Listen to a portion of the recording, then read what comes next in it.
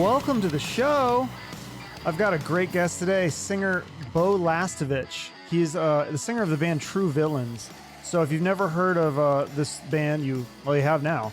They're a great band. They've got 2 songs out right now at the time of this recording, but they're more to come. And I've heard some of this stuff on YouTube.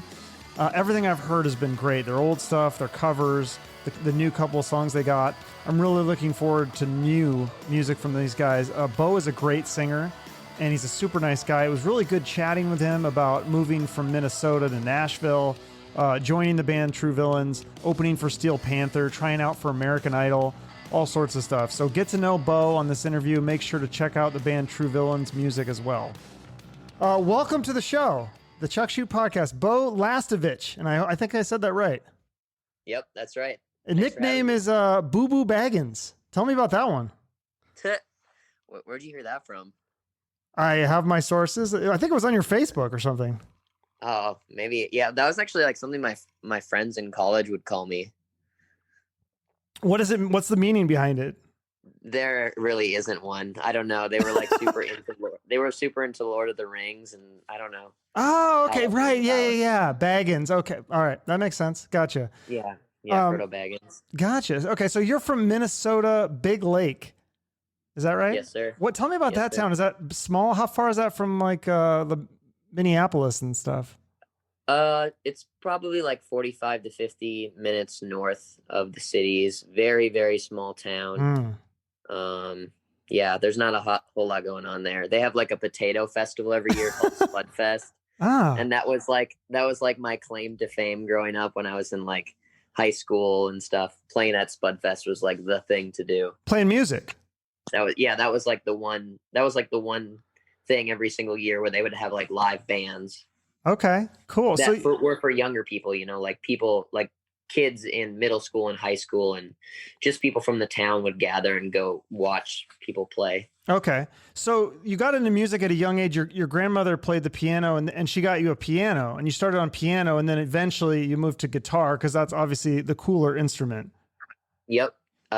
Yeah, she would just play a lot, and ended up taking some lessons and did it for a while. And then later on I had discovered rock music, and then I was like, oh, I want a guitar. Yeah. So. Right, because you started on country, and then you got Motley Crue's Greatest Hits, and it was like the same. It was the same thing for me. I got the Decade of Decadence. That's even before the Greatest Hits. That's how old I am. But that album, I remember going, wow, this is really good stuff, and that changed your world. And you were influenced also by Steven Tyler, Sebastian Bach, Axl Rose. And this is interesting. You love Kicks. Man, you already know you already know everything. I know. That's cool because I had Brian Forsyth from Kicks on my show. So I don't know if you should listen to that episode. It's like it's an interesting history of that band too, for sure. But that's one of your favorite. That's an interesting band to name as one of your favorites. I just think they're really great. It's not like they're not like my favorite band song wise, but live they're just like a badass live band. Like that's definitely their thing. I had seen them multiple times just at other festivals I'd kind of played at over the years. Yeah. They were at a lot of those, like, I don't know, festivals that I guess they had a lot of 80s bands or older bands. And I had never heard any of their songs before. I didn't even know who they were. And then I got on stage and started playing, and I was like, damn, this band is badass. Their singer, I think his name's Steve Whiteman. Yeah. He's really good. He was so sick. Yeah, they still sound really good to this day. I feel like even I saw him a few years ago. They sounded great too. I just didn't know any of their songs or anything, but I was still like mesmerized by their show because they just put on a great they don't need like explosions and fire or anything. They just like put on a simple, plain, really good show. Absolutely, no, for sure. I've only seen them once. I'd love to see them again though once shows start happening. Of course. Are you a Ratt fan? Because I feel like your voice sounds very similar to Stephen Pearcy from Ratt. Has anyone ever told you that before?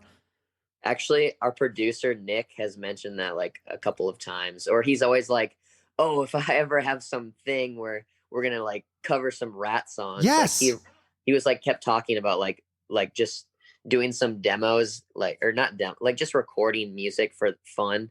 He's like, oh, if we ever do a Ratt cover, I'm getting you in here to do some vocals. Dude, and I don't think it's not like you choose that. That's just kind of how your voice sounds, right? Like you're not doing it, on purpose, right? I mean, that's just your No, natural voice. he's the only one that I've ever had, and now you saying that, but Okay. he's the only other person that I've ever had say that to me before. Yeah, but I mean, you've got quite a vocal range. Like I heard you guys do a cover of Monkey Business by Skid Row. And I've also heard you sing Guns N' Roses' Sweet Child of Mine. Those are not easy songs to sing, but you nail both of them. I mean, is it harder to sing those songs? Like, do you have to practice that a lot? Or does it like wreck your throat? Is it better to not practice because you might overdo it? Or how does that work? No, I just in high school, or definitely when I was learning how to play, I started out doing a lot of the hair metal stuff. Mm-hmm. So my like early bands that I was in was, cover bands, and I was still just getting into listening to music. So my other like bandmates had started introducing me to all these other bands, and I don't know, I guess we just did a lot of hair metal, and so I'd slowly like learned how to do that technique more. Okay. And that was what we would do. We would go into a bar and we would play for 3 hours, and we would do like all Megadeth, Metallica, Nice. Ratt, a bunch of other hair band stuff too, Def Leppard and Poison and all that stuff. Yeah, and you love the song "In a Darkened Room." I also love that song by Skid Row. Very difficult song to sing. I remember seeing that Sebastian do that live in the Skid Row home videos. Can you sing that one? Have you tried that? Yeah, I've covered that in one band before, just because I wanted to for myself. I Yeah. love the music video, how the end like goes to that live reel. Yeah. I don't know if you've ever seen the music video, but towards the Yes. end, it like It's been a cuts while. off. Yeah. It cuts off in the chorus, and then it goes to like a live reel thing of him doing it, and I don't know. That's just probably why I like that song so much. No, he's one of my favorite singers, absolutely. And so your parents were really supportive of your music. You played a lot as a kid, and they supported you doing this. Because some parents they don't want their kids playing rock and roll. But did you find like the Motley Crue CD? Was that your parents, or how did you? Yeah, that was my. I think it was my dad's. Or Okay.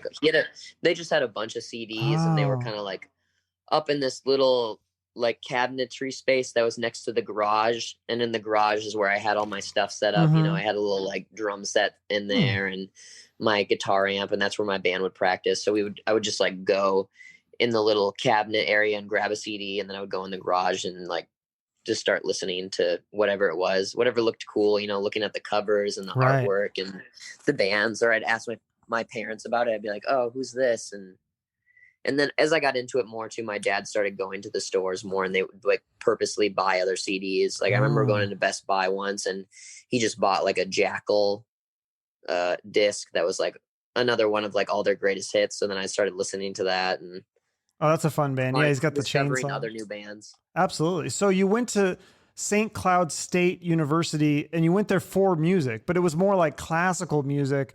So then you ended up getting your degree in communications with a minor in music. Is that right? Mm-hmm. Yeah. Yep. So did you play in other bands while you were in school? Yeah, I played in a band up in St. Cloud. Was that lit up? Was that it was called Dirty Circus. Oh, that's kind of a cool name. We were definitely like a cover band. We had a couple of original songs. Okay. We would play those too, but we mostly did like covers, and we were like a party band, Nice. It was where we went to college. And then after I graduated from college, I didn't even walk at my ceremony because I left Is that for Ivy Stone? Yep, the day of, to go meet up with Ivy Stone. That's a good band too. They have a few songs on Spotify. You guys sounded good.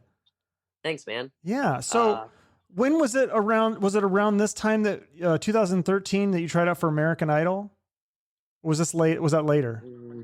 That was in the Dirty Circus times when I was in college, like very, very end of college. Okay. That I did that. So you're still in college. So 2013, you decide that you're going to drive to Chicago. And I heard you say that it was 10,000 people at this tryout in Chicago. And you were one of the 39 who got to go to Hollywood, right? It was so long ago. I don't even remember. It was a stadium. It was a ton of people. I can't remember.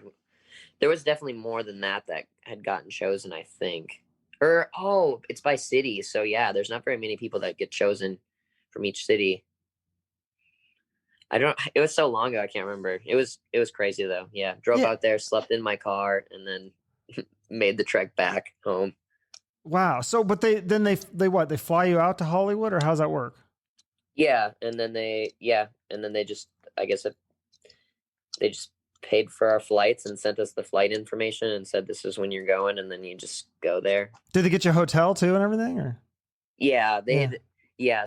So when you go to the airport and you're like walking around and then you see like in the waiting area, it was like, oh man, all these other people look like, artist type music people. And it's basically like the entire flight. Everybody on that flight was all like, involved with the American Idol thing somehow, like singers or some crew people, or I don't know, some of their family members if they decided to go out there. And then you get there and the hotel too, they've already booked out like, the whole hotel because they're using the conference area to shoot other stuff for background footage. And then all of the other singers are there too.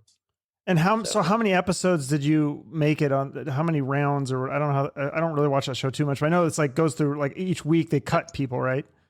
I don't even think it's a show anymore, is it? I don't know. But you wanted to do it because Steven Tyler was a judge, but then he wasn't the judge when you tried out. Yeah, so when you're going through the preliminary rounds, you don't know who the judges are. Right. And he had been a judge the 2 seasons before that. So I was like, oh man, even if I guess I didn't really know much about how the preliminary rounds worked or how many they were. But I was like, oh, I can go try out and maybe I'll meet Steven Tyler. And then I went and tried out. And I made it past the first round. I was like, well, I might as well go to the second round. And then I made it past that one. I was like, well, I might as well go to the next one. And then I got to the actual part where it's like the TV filming people and they told us who the judges were and it wasn't him. And I was like, so mad. Oh, really? So, because I saw the interview with you and you're like, yeah, I tried out so I could meet Steven Tyler, who I just found out is not a judge. Yeah, he wasn't there. So who was it? Nicki Minaj? Is that who it was? Mm-hmm. And who are the other? Nicki Minaj, Keith Urban. Oh, Randy was still there. Okay. And then I think it was Mariah Carey. Oh, there's 4. Okay. Yeah, there was 4 that year for some reason. They changed that show so much, like how everything works. They're always like experimenting. But that must have you were still on TV, right? So it got you some exposure. I was on there for like a second. I was hardly on there. Oh, really? They didn't show you very much? I mean, I definitely got some stuff out of it. My band at the time, like we got some cool gigs, like played some festivals like Rock Fest in Wisconsin. Okay. And then I got that right away after the American Idol thing, just because I was on it, I guess. And because I was a rock person and there really wasn't very many rock people. And then I made friends too with like the one other rock singer that was on there, and his band and our band, we went on tour that summer and we call it the American Idol Reject Tour. Nice. Who was the other guy? His name is Gabe Brown, and their band was called Halferstout. Okay. Nice. They were a really cool band. Honestly, they were way better than we were. They were like a really cool original band, but then they ended up getting this manager that pretty much just destroyed their whole band. Gotcha. Okay. So you ended up touring with bands for a couple of years before moving to Nashville. You went there on a vacation and you decided you were looking at Texas, maybe Seattle or LA, and you decided on Nashville. So was there like some fear or hesitation at all in making that move? Because that's a pretty big to, uproot yourself and away from your family and friends in your hometown. No, I was just ready to go somewhere new. And I figured that if it sucked, I could always just move to another place until I found the right place. So I wasn't too worried about it. And I just seen that there was a lot of musicians there. And then eventually too, my best friend who I'd played with in many of those bands, he moved like a month or 2 after I had moved down here already. So then, and I had already met the band that I'm playing with now, True Villians. Like I kind of met them online, and I was like, well, at least I know some people right when I moved to town, so I can like start playing with somebody and kind of just meet people through the music scene. And then I got here and it was like, just easy to start making friends and connections. Yeah. Tell me about Nashville. Cause I've talked about it many times on the podcast. So I'm sure my audience is sick of hearing me talk about how awesome it is, but you explain it to the audience. Cause I feel like there's just music everywhere in that city. Oh yeah. I mean, it's 7 days a week, it's different right now with COVID, obviously. Yeah. But taking that out of the equation, it's music 7 days a week, music 24/7. You can go to tons of clubs and hear all different genres, or you can go to the main strip of Broadway and, there's endless cover bands playing from country to rock to pop, to, I don't know, reggae. Oh, is it It just reggae? depends. Really? Yeah. It That's depends interesting. where you go Okay. in town. Yeah, because There's I like, had certain um clubs that have certain kinds of music. okay, yeah, because I had Rich Redmond. He's Jason Aldean's drummer, and he was on Yep. here, and he was telling me about when he was there. He was there for, I mean, it was a long time before they got signed, before he found Jason. He said he played in like every kind of different band, like you said, reggae and metal and country and folk and like all sorts of different kinds of music. It's all over the place. Because I think when people think of Nashville, at least when I used to think of it, it was like all country. But now it's more just literally the music city where it's different kinds of music. Exactly. Yeah. Yeah. I mean, So when I first moved here too, I went to a bar and I heard my first rock band. And I was like, "Oh, sick!" So I followed. Or no, you know what? When I came here on vacation, I actually went to a show and I had heard a rock band there. Like, just kind of stumbled into this place that now is gone because the tornado blew it away. oh, But shit. it was called the Sucks. Basement East, and there was a rock band that was playing there that night. And I was like, "Oh, boom! Already found rock music." So Is I there knew it couldn't be that hard. is there a rock club now that's like kind of the go-to rock club in Nashville? Because there's a lot of rockers down there. There's a new club that just opened. Mm. They had their grand opening right before the COVID shutdowns, Ouch. and it's called Bowie's, and it's kind of downtown, but it's off the strip. Okay. So there's a lot of like local people that go and hang out there, and they pretty much only do rock music. So I'd say that's like the new up and coming kind of rock place. Otherwise there's always like Exit In, which is like a very famous club, and then the Okay. Basement, which is also another like infamous club. I think Metallica played in there once, and Wow. it's a tiny room that probably fits 150 people maybe. That sounds fun. Yeah, we went there for the NFL draft, not this past one, but the year before, and it was Okay. insane. And I always ask people like, "Is it always like that?" They're like, "Yeah, it's always like that." There's music in every bar. I mean, our Uber driver was telling us like there was live music in McDonald's. Like it's just literally every, like not even every bar. It's like restaurants, stores, and it was insane. I mean, I was like in heaven. Because I love live music, but it's hard to find in most other cities. For sure. Yeah. Yeah, really.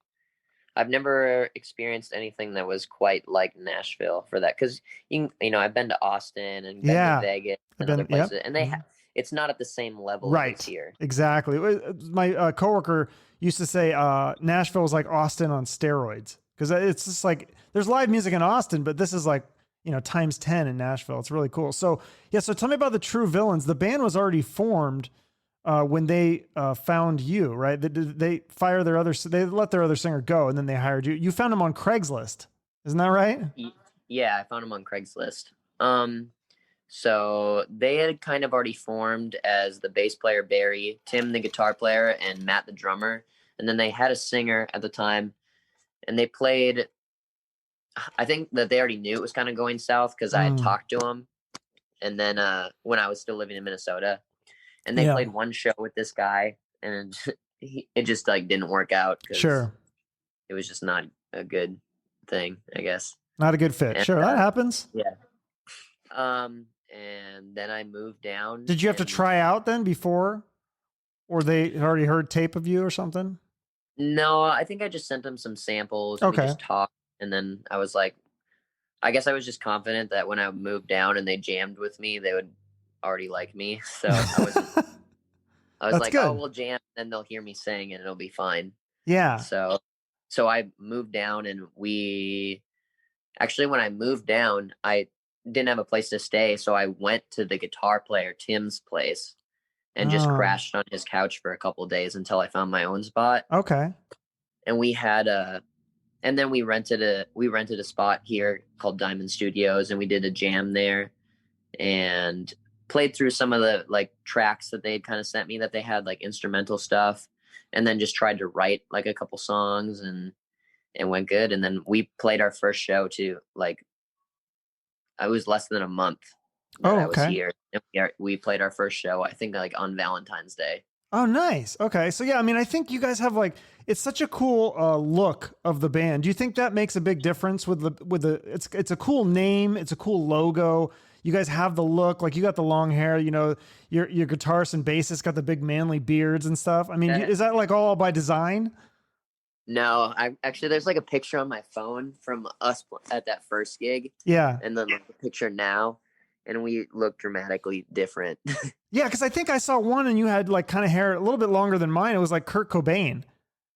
Yeah. When I first moved to town, I had pretty short hair, and I don't know. I guess eventually we caught on. We were just trying to like work on our image more too. The image. And yeah. We were a 4-piece and then became a 5-piece eventually when we added Greg, the keyboard player. And Greg already looked cool anyways. So. But that's a big piece of the band, right? Is partly the look. That's for sure. Yeah, for sure. And also I think the attitude.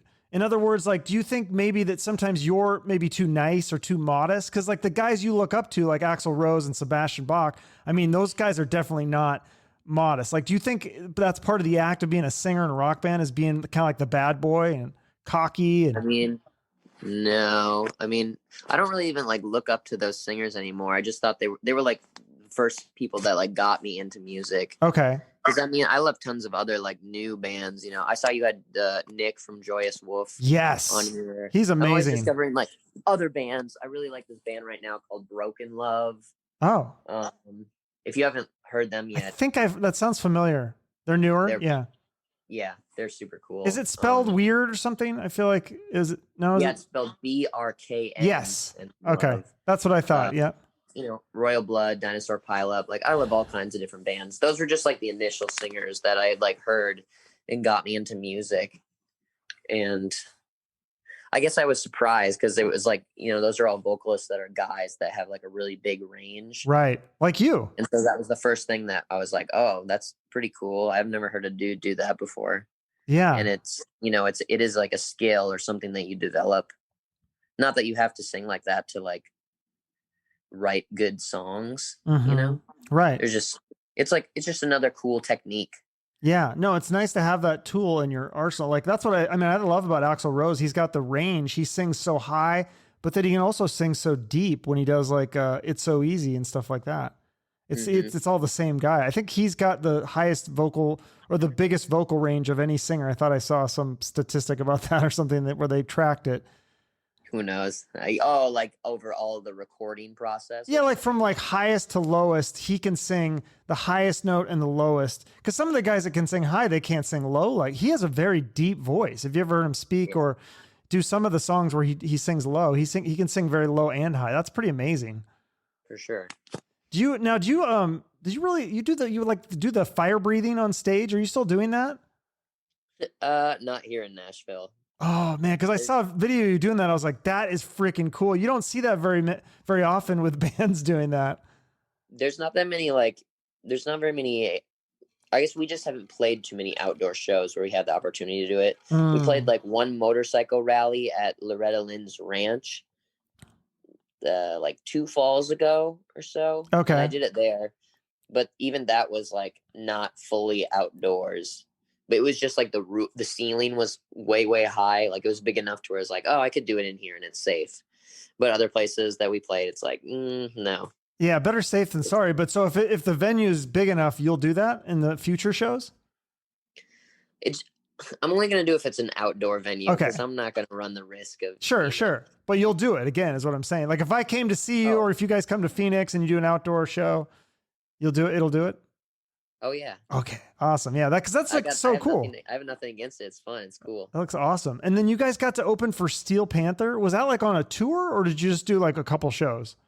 Yeah, it was a tour. It was it was a short tour though. I think it was like a week and a half or 2 weeks. And it was pretty much all the eastern states. Okay. Nice. That's very cool. It was fun. The first one was actually here in Nashville. So it was like a great way to kick off the tour. Do you go back and watch them after you guys play? Because I'm such a big fan of theirs, and every time I've seen them, my girlfriend gets so sick of every time we go to Vegas or whatever, we would go see them, and she's so sick of seeing them. But I love it because every time I've seen them, the show is different. I've never seen them do the same thing. They always like mix up the comedy, and the set list is always different. Was that the same on that tour as well? I mean, it's not, it was there was a couple shows where they did something different, but I'd already been, a fan of them from when I was in college. We used to like my cover band that I was in, that Dirty Circus band I was in. Yeah. We actually used to cover a bunch of Steel Panther songs. Nice. We would play like Community Property and 17 Girls in a Row and Girl from Oklahoma. And yeah. So I'd been following them for a long time. And yeah, so I mean, they're always changing it up. They're like shtick, their comedy thing, and came to learn a lot more about that and how they came to be through other gigs that I got here in Nashville, which was like kind of cool to learn more about their backstory. And they're actually coming to Nashville, I think, this weekend. Okay. Yeah. The drummer wore your t-shirt. Isn't that right? Yeah. Sticks. Yeah. Sticks. So they must be a fan of yours if they had you open for him, right? He especially him is like, he'll help us out when we need something, or even if we have questions, he's like, just call me anytime. And like, if there's something you want to ask. So it's nice to have people like that that'll, help you out or be in your corner. Yeah, that's badass. So let's talk about your songs, because that's how I discovered. I can't remember if you followed me first or if I followed you guys. But then one day, all of a sudden, I think you or the band posted a song, and I was like, oh, I'll check this out. I listened, and I was blown away. I'd never heard you guys before. What is your role in the songwriting? Like, do you write the lyrics, the music, both, or neither? Or? No, we kind of just like write together, and we have like a storage unit that we all meet up in. Okay. And then we like jam and practice and write. And so like every song is different, Sometimes Tim will have a riff, or I'll have a riff, or Barry does, or something. And we'll just like get in the unit and we'll just start jamming and try to come up with something, and whatever, sticks. Okay. And then I'll usually do the lyrics. But more recently too, like Matt, the drummer, and Greg, the keyboard player, have been like helping out with some stuff too. Oh. Especially when we were like, especially with these last couple songs, those last two that we recorded, but we haven't released yet. Okay. It was kind of just like, oh, we're getting in the studio now. We got to finish these songs now, because the producer liked them. Gotcha. Yeah. It was like the lyrics weren't fully finished yet, so they kind of helped with that. And Greg, the keyboard player, he actually like does his own solo stuff where he, sings and writes his own music. So he's already into writing lyrics. Gotcha. Matt does that too a little bit. Yeah. So tell me, back up a minute and tell me about your producer, Nick. I don't know how to say his last name. Raskulinecz. Yeah. So he's worked with Foo Fighters, Velvet Revolver, Alice in Chains. I mean, he's got a pretty good resume. What does he bring to the table with the songs? Well, he's like the first person that's ever been able to like capture the sound that we're trying to get recording wise. It was just a lot of other times when we recorded, it was just like, at the end, we're kind of like disappointed. It's like, this doesn't sound as big as it should, or it doesn't sound like we sound live. And, yeah, Nick was able to get that, or what we wanted. And he really helps the songs move along in advance too, just by adding small things. Like working with it, he's very much, the first time I met him, he's super hands-on. He reminded me of like Jack Black. If you've seen, any movie that Jack Black's in, his character is just like himself. Right. I guess you'd say. And Nick is kind of like that kind of character too. Like always playing air guitar, air drums, like up in your face. Just like School of Rock, Jack Black is what you're saying? Okay. Yeah. Nice. Yeah. So I think you got two songs that are technically out right now. The Villain, which is a really catchy, melodic, heavy, but it's like not too heavy. It's loud and aggressive. It's just kind of like a fun, cool vibe. To me, this is like perfect sound for rock music. This is how rock should sound. Are you getting a pretty good, is that what reception from that? Is that what other people are telling you as well? They really love it? Yeah, actually, we did like a post on our Instagram the other day asking people if they like Blood in the Water more or The Villain. And more people said The Villain, which was surprising because from like all the industry people that we've like sent our music to, they're like, oh, Blood in the Water, Blood in the Water, Blood in the Water. That's like the single you should be pushing, or this is what you should be showing people or pushing around. But it seems like more people voted for the Villains, so I don't know. Yeah, I'm trying to kind of decide. I love Blood in the Water as well. It's very similar to the other single, but I think that song has a little bit more of a 90s vibe to it. Maybe like, I'd almost say like Candlebox. Do you remember that band? Yeah, I do. Yeah, I almost say a little bit like that. Like it's real. They're both really, really good songs. And then I heard some other songs that I don't know if you said like, oh, I thought we deleted those. I was like, well, I found them. Like Electric Blue, Cut Me Loose, Some of Your Lovin'. And these feel like total throwback bluesy rock songs. Like, again, it reminds me of the Ratt, like the Ratt song "Way Cool Junior." I can't remember which one of them. It might be "Cut Me Loose." It almost it's very similar to that song in a good way. Those are like songs from when we first started. Okay. And now we're kind of in this, rebranding phase, and we still play a lot of those songs at our live shows. But, we just kind of took it down because we want to give like a new representation of what we kind of do. And maybe someday we'll record those songs again, especially like "Cut Me Loose." I mean, that's kind of like the first song we played together. And we just wanted to have a sound that wasn't totally Nashville either, like those songs all have that bluesish sound. I like it. Where it has a little bit of that. So that's why we're trying to do some other stuff that was more straight down the, straight rock. Yeah, so Given to Me, that's like a fast-paced kind of melodic. It kind of has like a Led Zeppelin guitar riff and like the ooh woohoo, like the gang vocal on. Are you going to record that one? That's a good song too. We haven't played that song in like 2 years at least. I don't even know if I remember.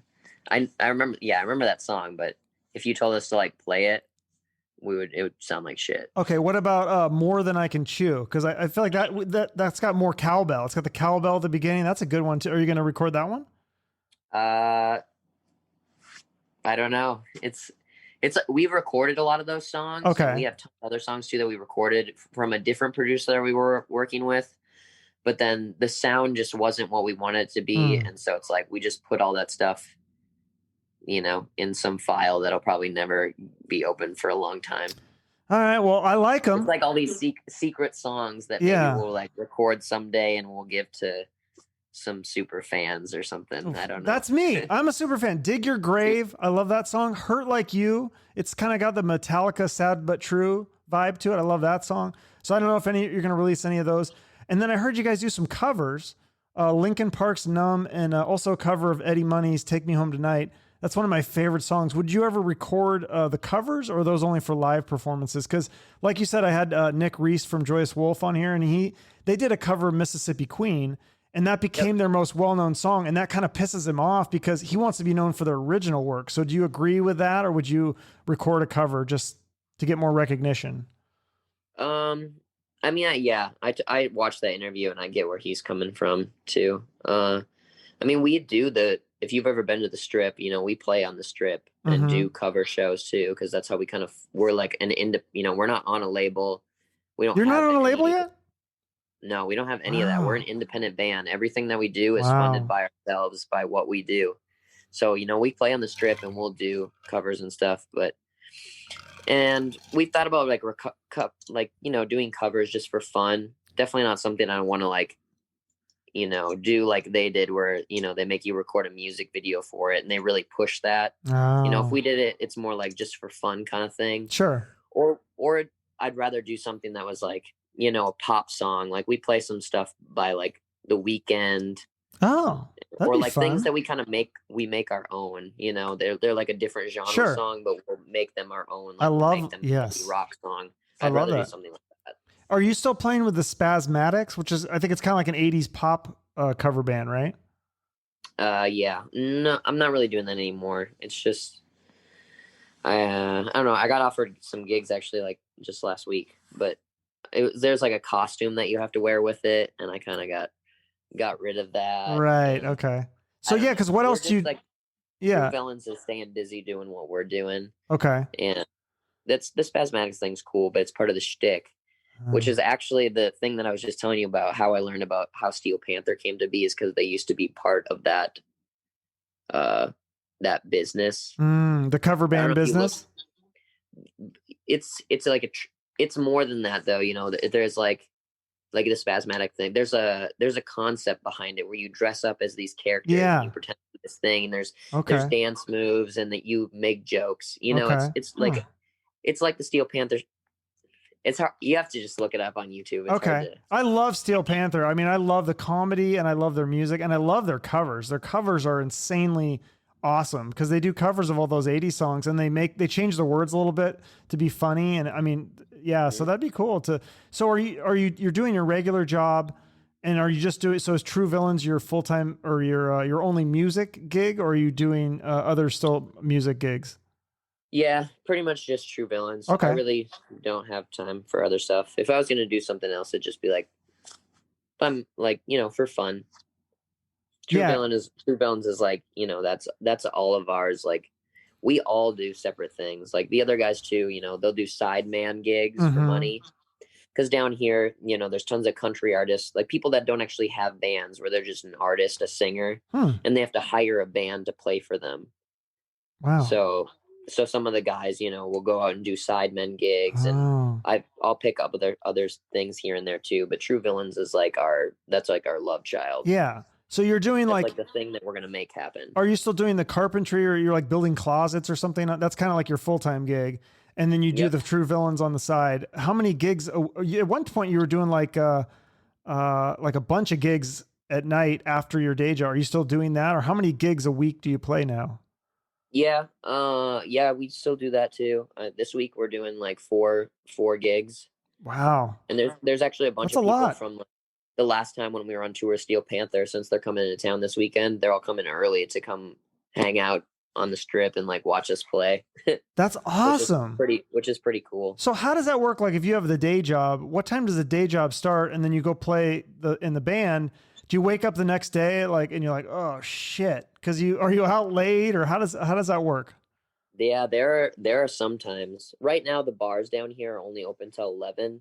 Really? So they can't be open late. But there are times when on the regular, when it's regular, you're like the closing shift, which we would do a lot, was 10:30 to 2:30. So by the time I get home, it's 3 in the morning, 3:30 in the morning, and then I still have to wake up and be at work at 8 o'clock. Oh, fuck. That's hard. But it was more of we've made True Villains like a full-time thing. It's different now with COVID, but before I was kind of just doing both just because I just like to hustle. I just like to make as much money as I can. And you're moving and shaking, you're making connections. A lot of people in Nashville are connected. Do you ever run into like people like John Corabi or Rachel Bolan or any of those kind of guys in Nashville? Yeah, I mean, I saw Rachel at Nick, our producer's birthday party. Oh. He was hanging out there, and I chatted with him for just a little bit. I mean, he probably doesn't know who I am or that we were recording with Nick. He probably just thought we were some dudes at Nick's birthday party. Sure, yeah, but that's pretty cool. But like Lizzie Hale was there too, and I've seen her around town a couple times. She knows who True Villains are now from Nick too. Yeah, so how does that work? Because you said you're not signed to a label. How do you get Nick as a producer? Isn't he like, how does he get paid then? Is he just like trying to bank on the future of the band, or? Yeah, we kind of like work some. He's through another mutual friend that works at CSAC. Okay. This mutual friend is like in the rock department there, and he had been following, like, keeping in touch with the band for a while, coming out to some shows, and he's the one that told Nick about us. And Nick came out to a show and saw us play live and just really liked it. So we got in a room with him and played through all of our songs, and then he's like, all right, I want to record you guys. And we worked something out, and then we got in the studio and recorded some songs. So what do you mean? Yeah, work something out. Like, do you have to pay him up front, or is he getting paid on the back end, like with the royalties later down the line? It's just like I don't know. I don't know if I'm supposed to even talk about it. It's just like we just worked out a deal. Okay. Wow, that sounds kind of shady. Nah, it's not shady. I'm just fucking with you. It was very. That's cool. He's that's really cool. He seems like that's really awesome. Grateful to have his help. Yeah, I'm really excited. Yeah, I'm really excited for you guys. I'm excited for the world to hear you guys. Like, I'm surprised that you guys aren't bigger yet. But I think obviously you only have 2 songs, So it's going to take some time. What is your goal for the band? Like, you want to obviously make this a full-time thing. Do you want to start doing like the festivals and the cruise ships? Because I feel like that's how you kind of get the name for yourself, is you're on those festivals, you know, those big sheets that you see, and it's like 40, 50, 60 bands, and you're like at the tiny small print. That's how you start, I feel like. Right? Yeah, for sure. That can help get your numbers up right there on Spotify and all that stuff just by being that tiny name. Yeah, because people are like, "Who the fuck is this guy?" And they look. Yeah, there you go. Hear your music. We were supposed to play Louder Than Life a couple years ago, but then it actually got flooded. It got rained out, so it didn't even happen. Yeah. It's goals just because of COVID. I mean, we're gonna keep releasing music. We're actually releasing 2 more songs in like the upcoming months, probably in January and February, and then just kind of see where the world is at. You know, we're just one of those bands, like, we're already doing it on our own, you know, so we're not trying to be like a lot of other bands where we're desperate. We're not going to take some, you know, deal that a label gives us that's total shit, because we don't, you know, we're out here doing it on our own. So we're going to keep hustling and doing the best we can. And when we meet somebody that really like gets what we're doing and wants to be a part of the team, then, you know, it'll work out. And otherwise we're just going to keep doing it on our own until something good comes along. Do you guys have a manager? Yeah, we just started working with this guy named Rob McDermott. Okay. He's helping us out right now. He managed Linkin Park for a really, really long time. That's a pretty good resume. And, yeah. We had some other people kind of here and there that were helping us before, but you know, it's still a waiting game because of COVID. Nobody's really sure what's going to happen. You know, it's like people are booking festivals, and there are some shows that are supposedly going to happen, but nobody's 100% sure yet. So, yeah. Well, I wish heard on the radio today they have that cure that's supposed to be 95%. Yes. So it went from 90% a couple of weeks ago or a couple of days ago to now this new one is 95%. So, and I think if they get even just half the population takes it, I think we'd have herd immunity. So that should be enough. Supposedly too, they said this 95% one you can keep in your own freezer, whereas the other one had to be in some like super low temperature fridge. So it was going to be harder to distribute to people. Sure. Okay. Yeah. So I don't know. I'm just ready to play as much as possible again. Absolutely. So what other bands, you mentioned some, what other bands are newer bands that you're listening to or on the strip in Nashville that you guys always know more than we do, that, you know, if we're not in the scene. I know you had said some people that in Nashville, like Eric Perrian, Seth Cook, Chris Ferrara. Is there other people in Nashville that are up and coming that you're? Yeah, those are all artists that are like all around the board too. Eric Perrian's like a soul kind of rock guy. Yeah, he's really good. Chris Ferrara's a country guy. Seth Cook is like a 80s pop kind of dude. Another good friend of ours, Riley Bria. He's got a cool like country mixed with throwback 80s pop sound. Oh, I like 80s pop. A friend from Texas named Austin Mead.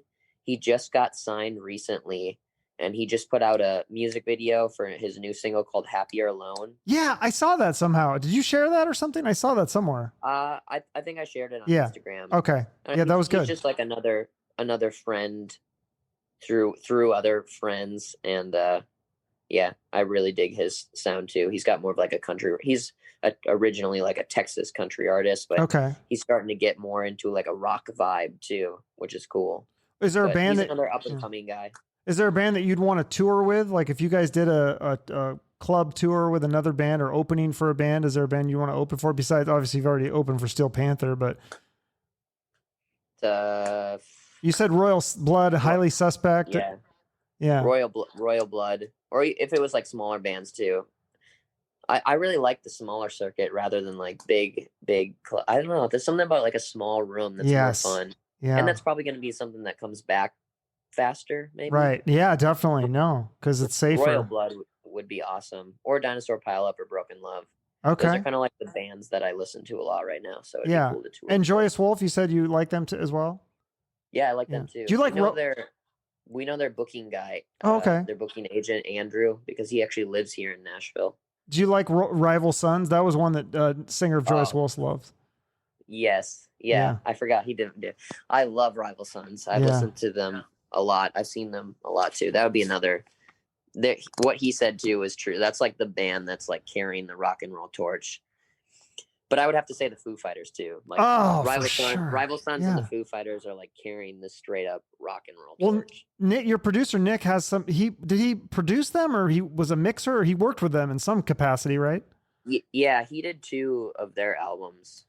Wow. I know he did In Your Honor, and then he did some other one. That was kind of like his first big thing. That's like what kickstarted his thing. Is he did one Foo Fighters album.